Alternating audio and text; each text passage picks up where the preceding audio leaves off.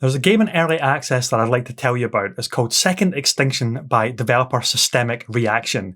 It's available as part of the game preview program, and you can get it included as part of your Xbox Game Pass subscription. So I dived in on the Xbox Series X to find out exactly what this early offering, this early glimpse of this potential really cool game has to offer. If you're a fan of the Left 4 Dead style of co-op wave-based shooters, and you're a big fan of Turok Dinosaur Hunter, or even the Jurassic Park movies, this one is definitely going to be worth your time checking out, especially as you can dive in for free as part of the Xbox Game Pass. So let's share some thoughts.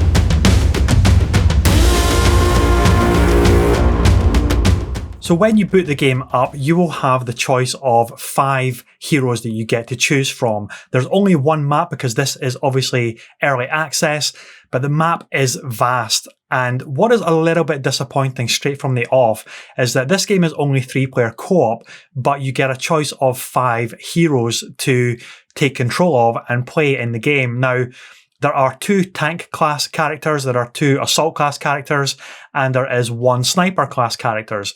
Now, yes, there's an overlap in the character classes, but they do have different skills and abilities. So it's a little bit disappointing that the developers didn't just go all out and allow us to have 5-player co-op rampaging, marauding across this tundra map, capturing dinosaurs, completing objectives in a 5-player squad. That would have just been something awesome, something different, because there is this fascination with only 3-player co-op at the moment.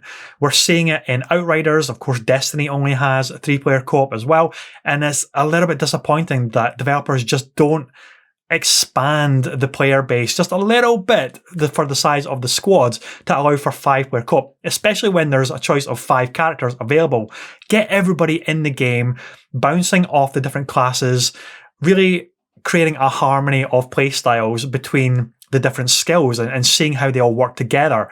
But if you are just playing solo, it is not the method I would recommend for playing this game. It is clearly built around a co-op experience, but you can dive in solo and sample all of the different characters as well.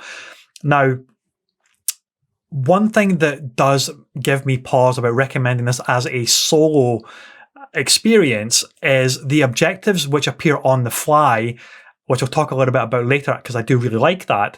They're obviously geared around multiple players completing the objective together. An example of this is when you deploy equipment to complete a certain objective, and that might be planting explosives as an example, which does actually feature in the game.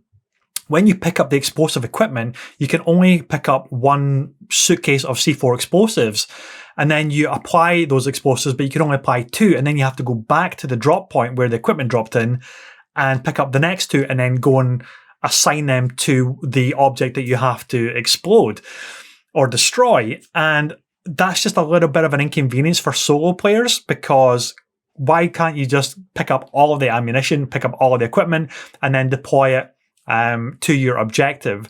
So it's clearly designed around at least 2 players, but clearly 3 players is the way to play it. So bear that in mind if you are thinking about diving into this as a solo experience. You're not going to get the most out of it, but again, this is kind of stuff that we should be familiar with co-op shooters. Don't play a co-op shooter solo, even though you can technically play it solo. It is designed around the co-op experience. Now, speaking of the heroes, the 2 tank classes carry a minigun.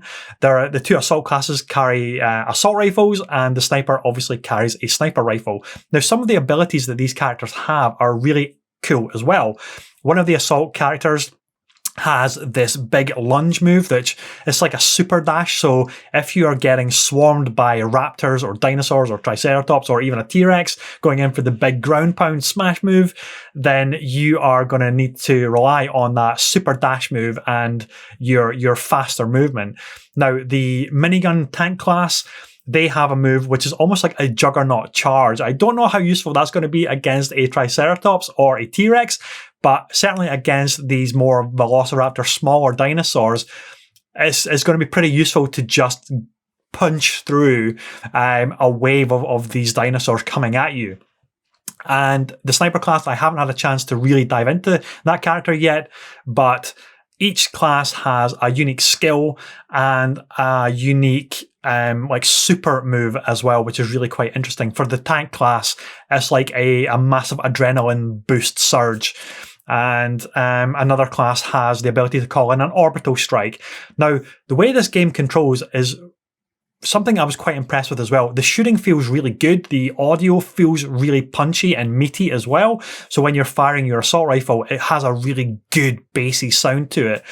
But the way in which the controls are mapped also it just feels tight. It feels really good. So the left bumper is your ability. Both bumpers together is like a super ability. If you press and hold the right bumper, you can pull up your squad commands, your emotes, and you can ping different things in the environment as well. So all very well thought out.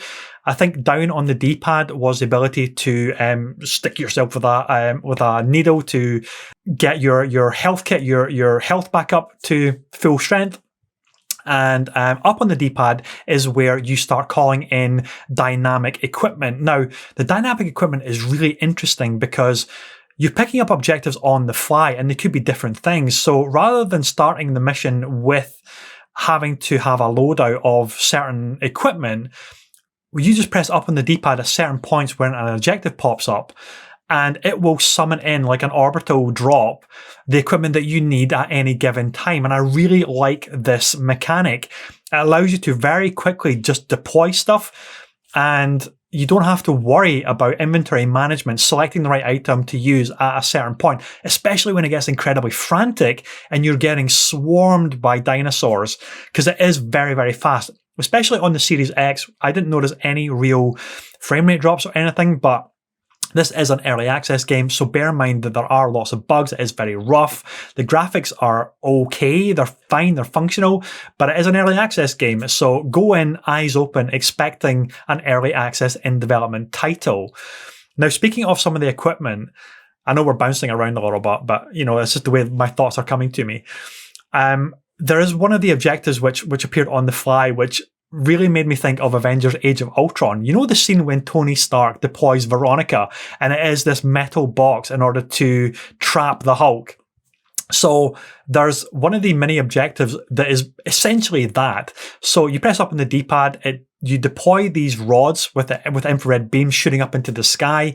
And what you then have to do is lure the dinosaurs to pass in front of that infrared beam. And then what will happen is a metal box will just form around them and trap the dinosaurs. This also reminds me a lot of Jurassic Park: The Lost World, where the trappers go into Isla, is it Sorna? I think it may be. I apologize in the comments if I get the name of the island wrong. And they're all about trapping the dinosaurs. So it's really appealing to my childhood Jurassic Park fantasies, as well as a little bit of Evolve in there. Who remembers that game, the 4v1? But also there's a bit of Turok Dinosaur Hunter and even a little bit of Monster Hunter vibes coming in as well. If you like the idea of squatting up to take down a massive creature, then it's tapping into that, but it's tapping into the co-op wave-based Left 4 Dead sort of thing as well. It's really interesting. It's got a lot going for it, but it is rough. And it's definitely one to check out.